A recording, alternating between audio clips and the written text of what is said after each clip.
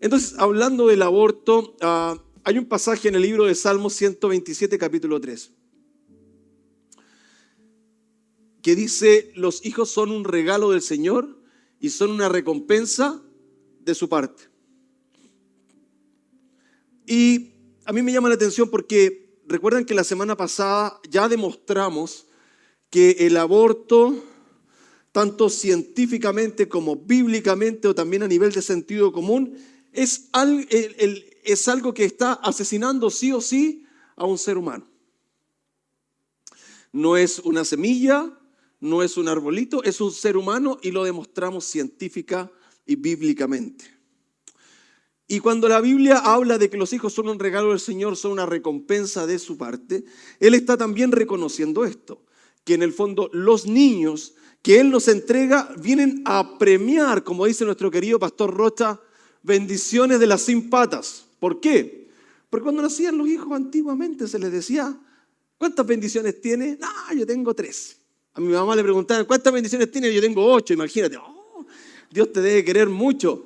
O algunos me preguntaban si en mi casa había tele. Pero bueno, todos tenían varias ideas de esto. Entonces, cuando ellos, los hijos son una recompensa, son una bendición de Dios.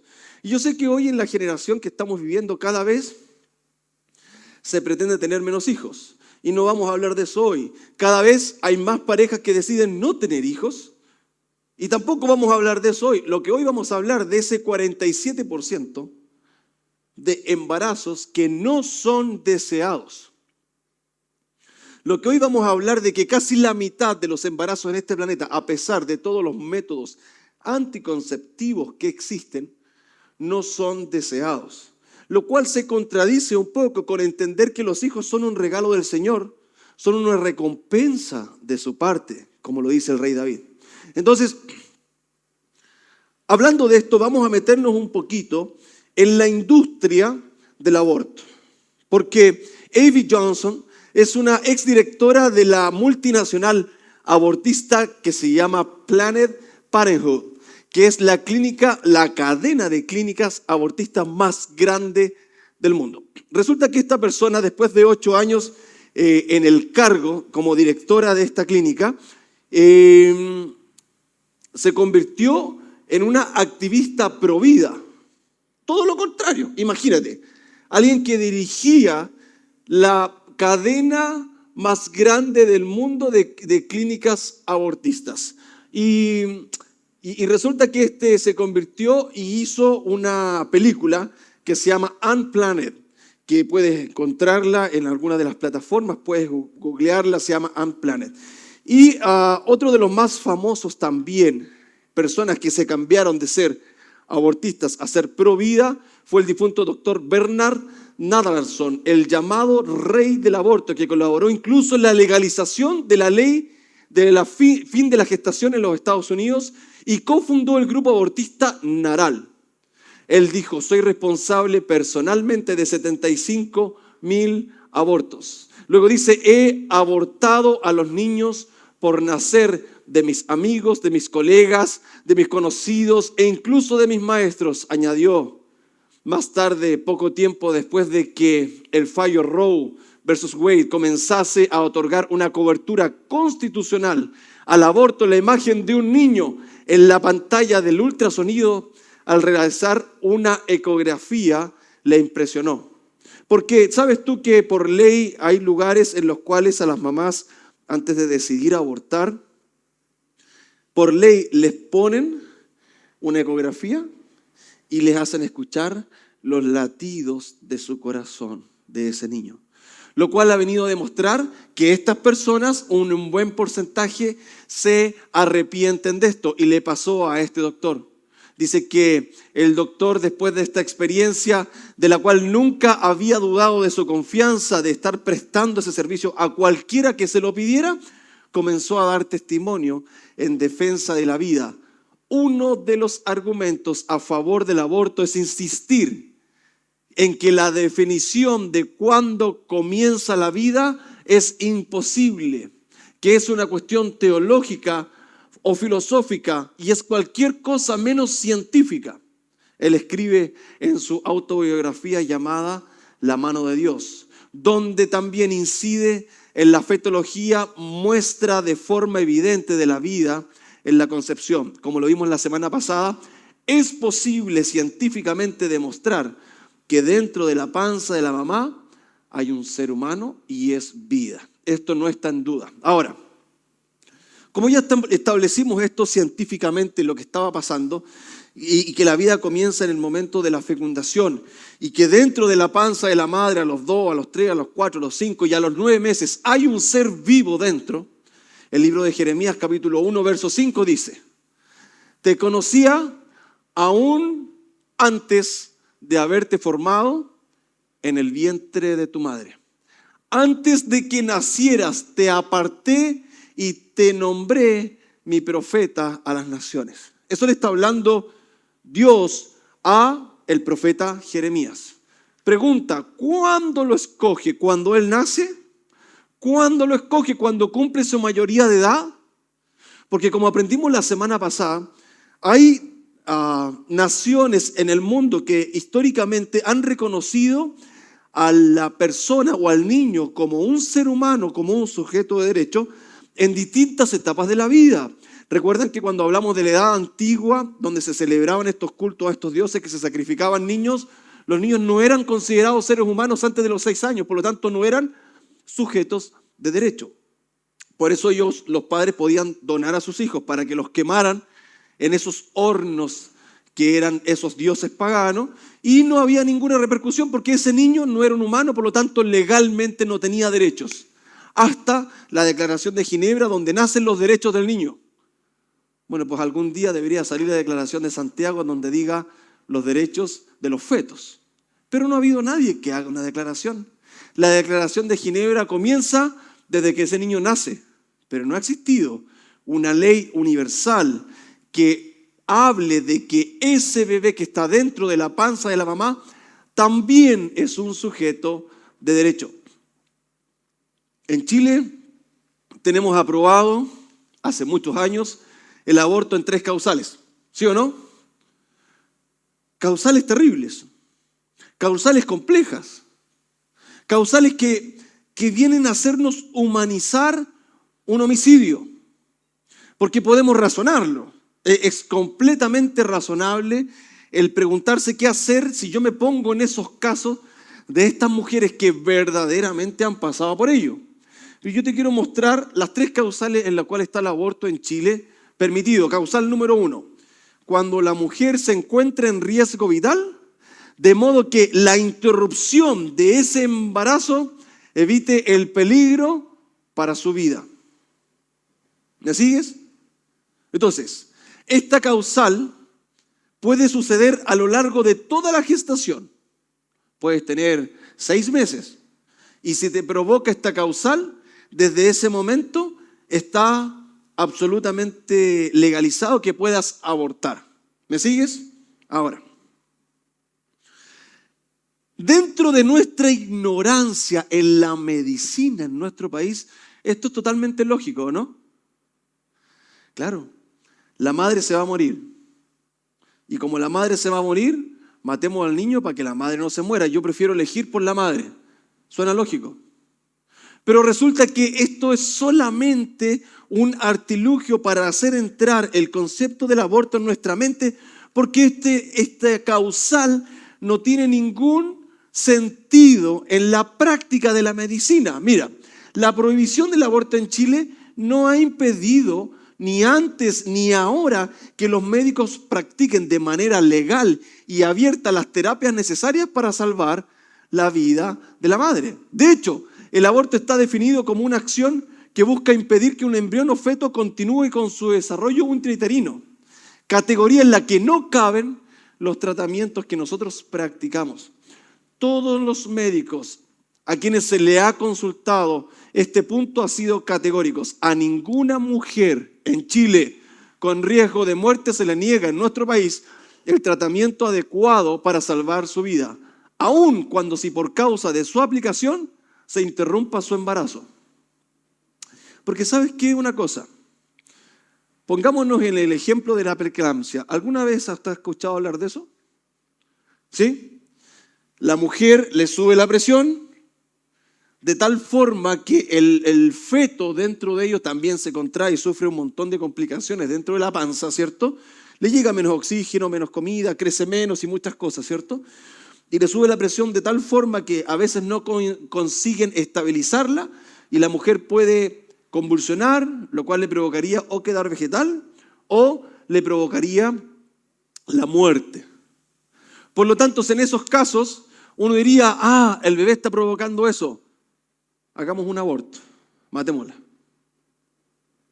Pregunta, ¿es lo mismo matar ese feto que sacarlo?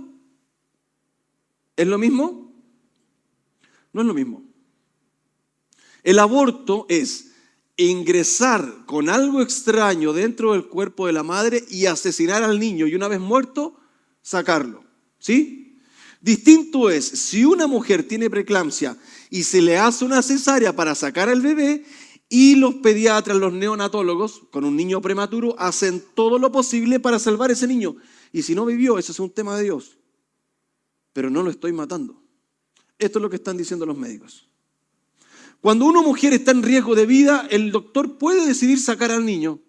Y luego de que el ginecólogo lo saca, lo toma el neonatólogo y se lo lleva a la incubadora y todo esto, e intenta lo imposible por salvarlo. Eso está bien. No es lo mismo que este aborto. ¿Me sigues? Por lo tanto, esto es una causal que si bien puede impactar nuestro conocimiento, es una causal que en la práctica no sirve. Causal número 2. El embrión o feto padece una patología congénita o adquirida o genética, incompatible con la vida extrauterina. O sea, ese feto que está dentro de la panza, algún médico le dio un veredicto y le dijo, cuando este niño nazca, no va a vivir. ¿Me sigues? Es en ese momento cuando la madre puede decidir si lo mata o no lo mata, porque ese niño cuando nazca no va a vivir. ¿Me sigues? Y de alguna manera también tiene lógica. Pero yo tengo un par de preguntas que hacerte para eso. Primero, ¿la medicina es una ciencia exacta? ¿La medicina es 2 más 2? Yo recuerdo hace unos años atrás, y perdonen que les cuente una infidencia, me operé de una uña encarnada. ¿Alguna vez han tenido uña encarnada?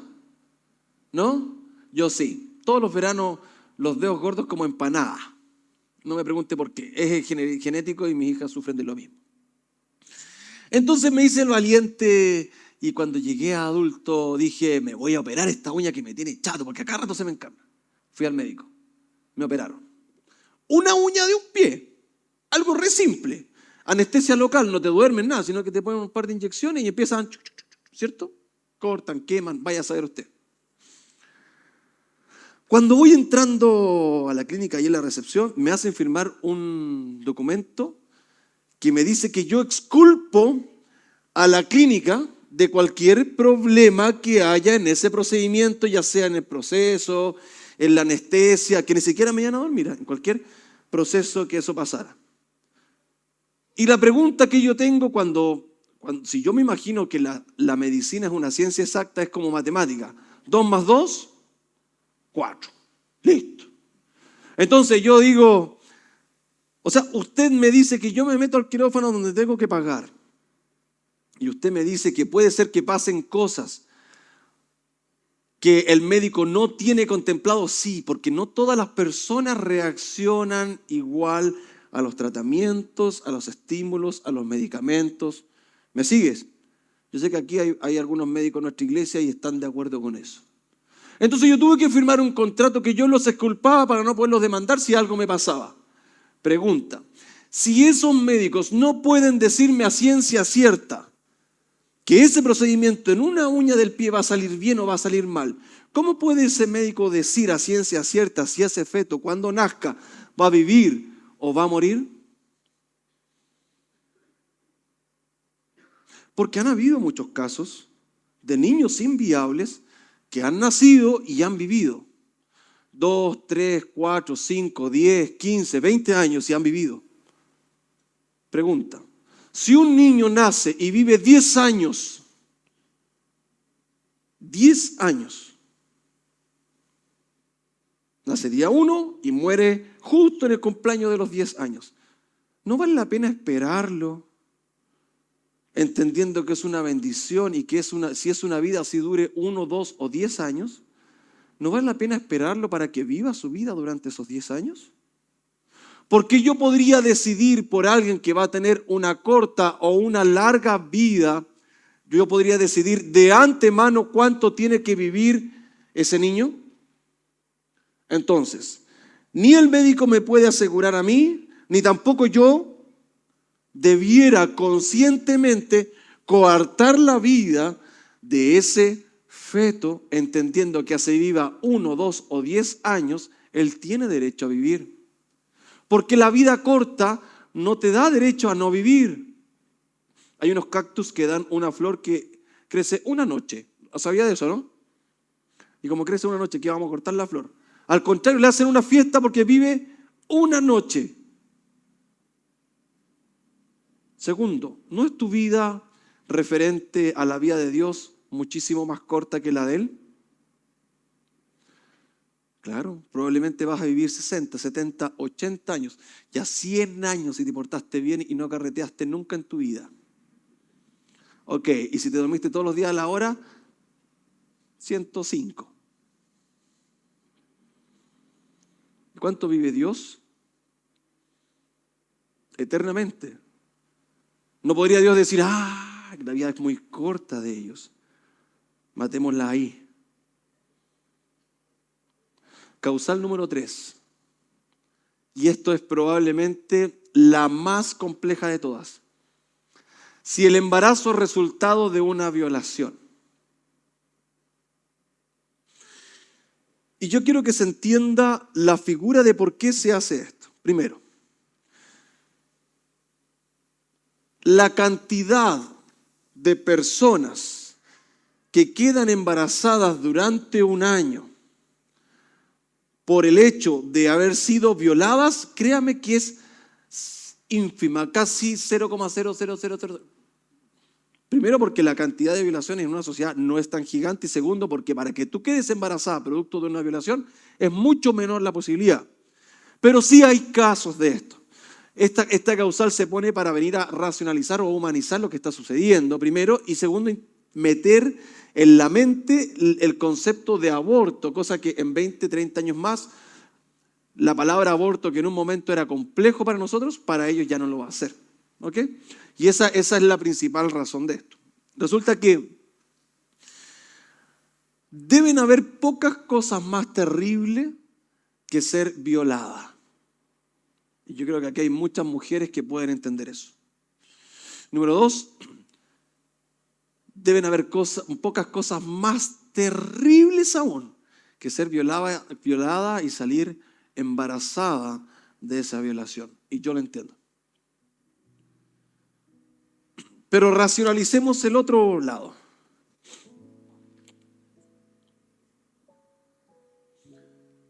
Si entendemos que lo que está dentro de esa panza es un ser humano, un ser vivo, independientemente de cómo fue formado, de qué forma, ¿cierto? Bien o mal, consentido u obligado, es un ser humano. ¿Tenemos nosotros el derecho de matar a otro ser humano por su origen? Y esto debe ser súper complejo para la mamá, porque cada madre, o sea, no es lo mismo decirlo yo desde afuera, desde un escenario, que con la mamá que está viviendo con ellos. Yo lo entiendo. Pero para decidir sobre esto, lo primero que tengo que hacer es sacar mi emoción de lo que estoy viviendo y preguntarme razonablemente, ¿vale la pena exterminar a alguien por su origen? Número 2. El gobierno, lo hablaba hace un tiempo atrás con algunas personas del Congreso, el gobierno invierte mucho dinero en estas cosas como el aborto. Publicidad, porque aquí en Chile, si a ti te da cáncer, tienes que pagarlo. Pero si quieres abortar, lo paga el gobierno. Aquí en Chile es más barato abortar que tener el niño, porque si el niño nace luego tienes que mantenerlo y si se enferma vas a tener que pagar la salud de ese niño. Pero si lo abortas es gratis. Es un incentivo perverso. El gobierno paga esto, pero no paga, por ejemplo, acompañamiento a las mujeres que están en esta condición. Y si la mujer quiere ver a un psicólogo por lo que le pasó y quiere trabajar esto, no lo tiene. Hay un par de fundaciones en Chile que, si tú estás viviendo esto, te tocó vivir esto, podemos recomendarte. Pero el gobierno paga la interrupción. Pero ¿qué pasa si una mujer dice, yo quiero tener ese niño? Quiero que nazca, pero luego de eso, porque no lo voy a matar, pero luego de eso no quiero criarlo, no quiero tenerlo. El gobierno tiene un programa que permita tomar ese niño y reinsertarlo en otra familia. Porque yo puedo entender que una mujer no quiera tener ese hijo que es fruto de una violación. Pero no puedo entender que el gobierno solamente le dé la opción a la mamá de o matarlo o lo tienes y lo crías por el resto de tu vida, cuando existe una salida intermedia. Puedes tomarlo y puedes entregarlo a familias que no pueden tener hijos, a familias que quieren adoptar, a familias que quieren abrazar a estos niños. Entonces gastamos millones en hacer leyes, pero no gastamos millones en abrazar a esos niños. Gastamos millones en publicitar un aborto, pero no gastamos millones en generar casas de acogida que de verdad les ayuden. Cuando el libro de Salmos capítulo 82 versos 3 y 4 dice, defiendan la causa del débil y del huérfano y mantengan los derechos del pobre y del oprimido. Libren al débil y al necesitado, líbrenlos de la mano de los malvados. Hay situaciones en las cuales vale la pena luchar. Como les leí en el pasaje de Salmos, nuevamente se los voy a leer. Libren, defiendan la causa del débil y del huérfano. Y mantengan los derechos del pobre y del oprimido. Libren al débil y al necesitado. Líbrenlos de la mano del malvado. Esta es una pelea que tú y yo tenemos que dar. Y no se da saliendo a protestar, no se da saliendo a tirar piedras, no se da golpeando al vecino. Se da levantando la voz. Se da tomando los posts que sube nuestra iglesia y compartiéndolos. Reenviándolos. Y yo no sé cuál es tu condición cuando llegaste aquí. Tal vez te ha tocado vivir algo similar. Tal vez estás en ese proceso de entender y tomarte el tiempo de hacerte una idea o una postura respecto del aborto. Yo quiero invitarte a que hoy defiendas la vida. Yo quiero invitarte a sacarte la venda y entender que la misma gente que dice ser provida hacia una pena de muerte y que defiende que un violador no se le mate, ellos están de acuerdo con que sí se mate al niño producto de la violación. La misma gente que lucha en las calles por los derechos de los delincuentes, es la misma gente que está luchando para que se mate el producto de esa maldad. Y yo quiero pedir que Dios traiga consuelo a ti, a tu mente, a tu ser querido, a aquel que puede estar pasando esto y puede estar sufriendo. Y yo no sé si tú hoy llegaste aquí necesitado de Dios. No sé si tú hoy llegaste aquí con ganas de buscar más de Él. Tal vez estás aquí por primera vez y dices, bueno, ¿qué es esta iglesia rara con pantalla, con luces y el pastor con pitillo? Tal vez estás preguntándote, ¿hacia dónde vamos? Tal vez dijiste, oye, ¿sabes que hoy día me voy a levantar y voy a ir a la iglesia, porque como es Día del Padre, nadie va a ir, y voy a acompañar al Keno para que no se quede solo. Y viniste. Pero Dios hoy quiere transformar, como dice el apóstol Pablo, vuestra manera de pensar, vuestra manera de vivir. Y parte de eso es abrazar una postura pro vida en nuestra nación. Hoy solo avancé en la mitad del mensaje que tenía para hoy. La próxima semana vamos a continuar con la tercera parte. Y así vamos a ver hasta dónde llegamos, porque tengo mucho más que contarte sobre el aborto. Mucho más, mucho más. Pero sí quiero invitarte a que hoy tú tomes una decisión por Dios. En varios sentidos. Primero, porque tal vez necesitas perdón por algo que pasó. Y necesitas sentirte perdonado. Necesitas sentirte abrazado. Necesitas saber que Dios te perdonó por eso que tal vez hace muchos años pasó. Tal vez necesitas renovar tus cuentas con Dios. Arreglarlas. Quizás hace tiempo que no le hablas. Quizás hace tiempo que no le escuchas. Quizás hace tiempo que estás necesitando mejorar tu relación con Él. Tal vez tienes una pena en el corazón que se activa cada día del Padre sabiendo que ya no tienes a tu Padre cerca. Porque tal vez Él partió antes que tú. O quizás vive lejos, en otra ciudad como mi padre, que no lo voy a ver hoy. Hoy es el momento de recibir consuelo de parte de ese Dios. Hoy es el momento de recibir ese abrazo de parte de ese Dios. Hoy es el momento en que entregues esa carga a Él. Y quiero pedirte que donde tú estás ahí sentado, cierres tus ojos un momento. Nadie mirando, todos en silencio, por favor.